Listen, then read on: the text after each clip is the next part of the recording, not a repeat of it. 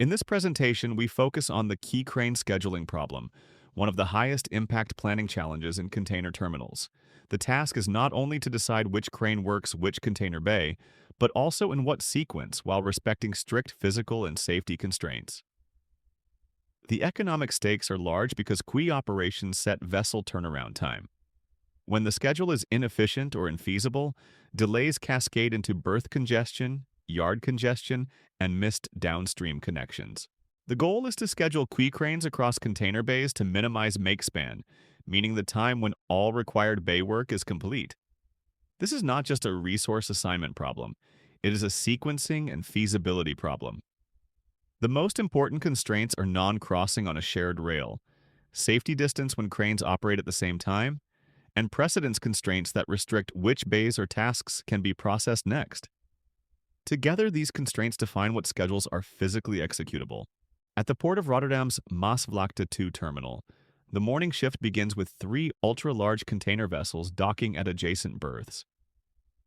Each vessel carries between 18,000 and 22,000 20-foot equivalent units, representing extremely high cargo value. The terminal operates 12 Quay cranes, each capable of roughly 40 container moves per hour.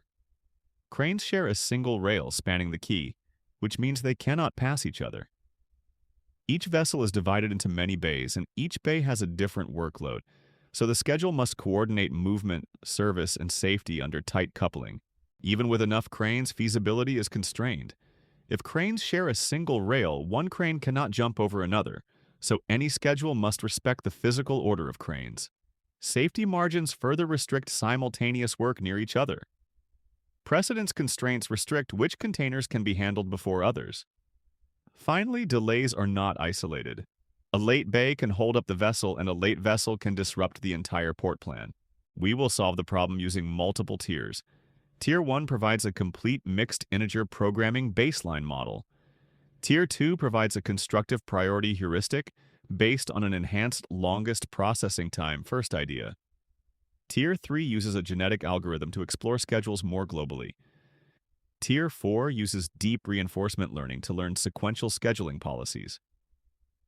Tier 5 uses an integrated digital twin for system-wide what-if analysis. Tier 6 introduces an autonomous multi-agent view. Tier 9 provides a quantum approximation framing using the quantum approximate optimization algorithm. Tier 1 provides a complete baseline model with binary assignment decisions and continuous timing decisions. The objective is to minimize make span while enforcing all feasibility rules. This tier is important because it makes assumptions explicit. It defines the schedule objects, the objective, and the full constraint set. Even if you deploy faster methods, Tier 1 defines what correct means. This slide defines the basic objects, the set of bays and the set of cranes. It also defines processing time per bay, travel time between bays, and a minimum safety distance. Operationally, these parameters represent real work content and real movement. If you underestimate processing or travel, you will produce plans that look good on paper but fail in execution. The key decisions are which crane is assigned to each bay and what the precedence order is between bays on the same crane. The model also tracks the start time of each bay and the make span. In operations language, the variables encode who works what, in which order, and when each bay starts. That is the full schedule blueprint.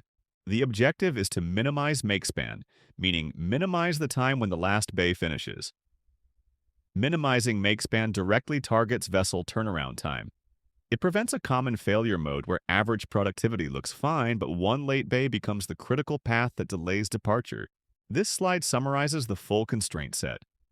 First, every bay must be assigned to exactly one crane. Second, make span must be at least each bay's start time plus its processing time. Third, precedence and travel time coupling ensure that if a crane goes from one bay to another, the second cannot start until the first finishes and the crane travels. Fourth, non-crossing and safety distance constraints enforce physical feasibility. The assignment constraint ensures each bay is served exactly once by exactly one crane. Operationally, this eliminates both missing work and duplicated work. It is the coverage backbone that turns a set of bays into a complete plan. The makespan constraint links the schedule to the objective. Makespan must be greater than or equal to each bay's start time plus its processing time. This prevents hidden lateness. If the model did not enforce this, it could claim an unrealistically low makespan, while bays still finish later. The precedence constraint enforces correct ordering on each crane, including travel time between bays. It uses a large constant logic to activate the ordering only when two bays share the same crane and a precedence decision is chosen.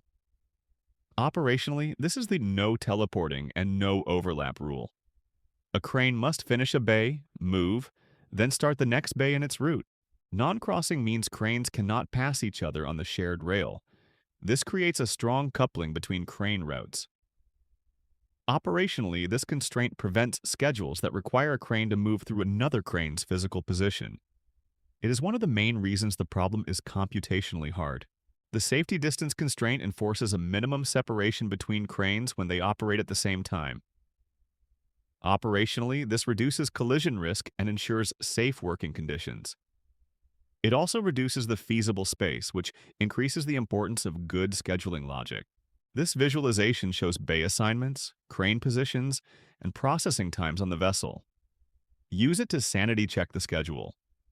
A schedule that looks feasible in a table can still be impossible if crane trajectories imply crossing or unsafe proximity. This example uses 4 bays and 2 cranes, with processing times of 45, 30, 25, and 35 minutes. Travel time between adjacent bays is 5 minutes, and safety margin is 2 bay positions. The illustrative schedule assigns crane 1 to bay 1, then bay 3, and crane 2 to bay 2, then bay 4. The total makespan is 75 minutes, showing how travel and safety can shape the critical path. Tier 2 provides a practical heuristic when exact optimization becomes too slow at real scales. The enhanced longest processing time first heuristic schedules. The longest bays early while considering position feasibility. The idea is simple but powerful. If you delay the largest tasks, they often become the critical path. Prioritizing them early can reduce makespan, as long as you respect rail and safety constraints. This slide states the longest processing time first principle.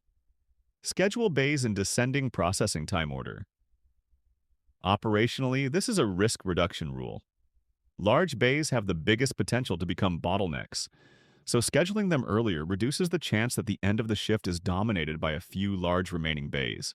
This slide shows the flow of the enhanced heuristic, including how it checks feasibility under non-crossing and safety constraints. The key point is that priority alone is not enough. A feasible schedule must also be spatially consistent, so the heuristic must incorporate position-aware checks. In the example with 8 bays and 3 cranes, bays are sorted by processing time as a list starting with bay 7, then bay 1, then bay 5, and so on. The reported assignment results in completion times of 85 minutes for crane 1, 110 minutes for crane 2, and 98 minutes for crane 3, giving a makespan of 110 minutes. The heuristic reports an optimality gap of about 12 to 15% and a computation time reduction of 99.8% compared to exact methods. This code section defines how processing times are used to rank bays and how cranes are represented. As you read, focus on how feasibility is checked. The implementation must prevent crane conflicts and ensure that the schedule remains physically executable. This code section performs the assignment loop and computes the resulting makespan. Operationally, you should verify that the code updates crane availability and position state consistently, because those state variables drive feasibility and timing. Tier 3 introduces a genetic algorithm which explores schedules through population search instead of committing to a single greedy ordering. This approach is valuable when constructive heuristics plateau. By recombining and mutating schedules, a genetic algorithm can discover better global patterns under complex coupling constraints. This slide shows the genetic algorithm architecture and chromosome representation. In operational terms, a chromosome encodes both which crane handles each bay and the order each crane follows. That encoding must preserve feasibility as much as possible, or at least penalize infeasible schedules strongly. The example uses 10 bays and 3 cranes. The initial best makespan is 142 minutes. Across evolution, best makespan improves to 128, at generation 50, 118 at generation 150, 112 at generation 300, and 108 at generation 500. The example reports a 24% improvement over the initial solution and solutions within 3% of known optimal values. This code part defines the chromosome representation and how candidate schedules are initialized. A good initialization strategy matters because it defines the starting diversity and influences how quickly the algorithm can find feasible, high-quality schedules. This section defines how fitness is evaluated, including makespan computation and constraint handling. Operationally, fitness must reflect reality. Infeasible schedules should be penalized, and feasible schedules should be compared fairly based on the actual critical path. This part defines selection and crossover, combining parts of two parent schedules. The key design challenge is to recombine schedules without destroying feasibility. Even when feasibility is not preserved, the algorithm must detect and penalize violations. This part defines mutation, introducing small changes that allow exploration beyond the current patterns. Mutation prevents premature convergence. Without it, the population can become too similar and stop improving. This section includes population update rules and elitism, preserving top schedules. Elitism improves stability by ensuring the best schedule found so far is not lost due to randomness. Tier 4 reframes the problem as a dynamic decision process. An agent learns a scheduling policy through interaction with a simulated environment. The key idea is sequential decisions. At each decision point, choose which crane handles which remaining bay next, while respecting non-crossing and safety constraints. This slide defines the action as a pair. Choose a crane identifier and a bay identifier from the remaining bays. Operationally, this action definition is what turns a schedule into a sequence of dispatch decisions that can adapt online. The reward structure encourages makespan minimization. The agent is penalized for time passing, penalized heavily for constraint violations, rewarded for completing jobs, and rewarded for achieving a new best makespan. The purpose is to shape behavior. If constraint penalties are too weak, the agent will learn unsafe or infeasible actions. If completion rewards dominate, it may ignore long-term makespan. This slide shows the deep reinforcement learning architecture, including the environment agent loop and the neural network. Operationally, the architecture must represent the relevant state, crane positions, remaining bays, and which cranes are available, so the agent can learn feasibility-aware decisions. Training is configured on a problem with 8 bays and 3 cranes over 2,000 episodes. The network has 3 layers with 256 neurons each. The learning trend shows average reward improving from -150 early on to 180 mid-training and to 420 near the end. The best learned policy reports a makespan of 95 minutes, described as 12% better than the genetic algorithm. The method reports 15 to 20% better performance in dynamic environments. This code section defines the environment state encoding and the action selection logic. Operationally, watch for how feasibility is enforced. The agent should not be allowed to select actions that violate non-crossing or safety distance rules. This section defines the deep Q network model and its training components. The key is stability. Target networks and experience replay are commonly used to keep learning from oscillating. This section implements training updates from replay batches. Operationally, this is where reward signals propagate into the policy. If the reward is misscaled, the policy will learn unintended priorities. This part implements exploration and epsilon decay. Exploration is essential early but must reduce over time so the agent converges to a stable policy that is safe and effective. This part includes evaluation and logging of makespan or reward metrics. Logging is not optional in operations. You need traces that explain what the agent did and why, especially in safety-critical environments. This section typically includes checkpointing and model saving. Operationally, reproducibility and rollback matter. You want the ability to restore a known good model if performance degrades. This final code section often shows inference time scheduling decisions. The point is to demonstrate how the trained policy is applied to real scheduling, producing a sequence of crane-to-bay choices. Tier 5 links Quay scheduling to the full terminal system. A digital twin integrates real-time data streams and simulates the consequences of scheduling choices. This enables monitoring, predictive analytics, and what-if analysis that crosses quay, yard, and gate operations, rather than optimizing in isolation. This slide shows the digital twin architecture and real-time data flows. Operationally, it means sensor data, vessel intelligence, and yard coordination are fused into a live model that stays synchronized with the physical terminal. In the Hamburg peak season example, baseline metrics include an average vessel turnaround of 28.5 hours, quay crane productivity of 32 moves per hour, yard utilization of 68%, and truck gate congestion of 15 minutes average wait. Under the optimized schedule, projected vessel turnaround is 24.2 hours, a 15% improvement. Productivity increases to 37 moves per hour, a 16% increase. Yard utilization increases to 78%. Gate wait time drops to 8 minutes, a 47% reduction.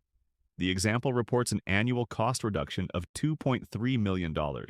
Tier 6 replaces centralized planning with distributed intelligence. Each crane can act as an autonomous agent bidding for bay tasks based on its position, capacity, and energy cost. A supervisory control agent enforces safety and system-wide rules. The goal is emergent coordination. Local decisions combine into globally efficient behavior. This slide defines a utility function for each agent that balances productivity against energy cost and coordination penalties. Operationally, coordination penalties discourage selfish actions that harm other cranes, which encourages cooperative schedules that remain feasible and efficient. This slide visualizes the multi-agent architecture and the communication protocols between agents. The key operational point is negotiation. Agents must be able to redistribute tasks when a crane degrades or fails, without waiting for a full centralized replan. In the Singapore trial example, adaptive recovery from disruptions improves from 45 minutes to 12 minutes, described as a 73% improvement. Energy efficiency improves from 72% to 89%. Throughput increases from 2,850 to 3,180 20-foot equivalent units per day, described as an 11.6% increase. Under a 30% capacity reduction, throughput is maintained at 78% versus 52% under traditional methods.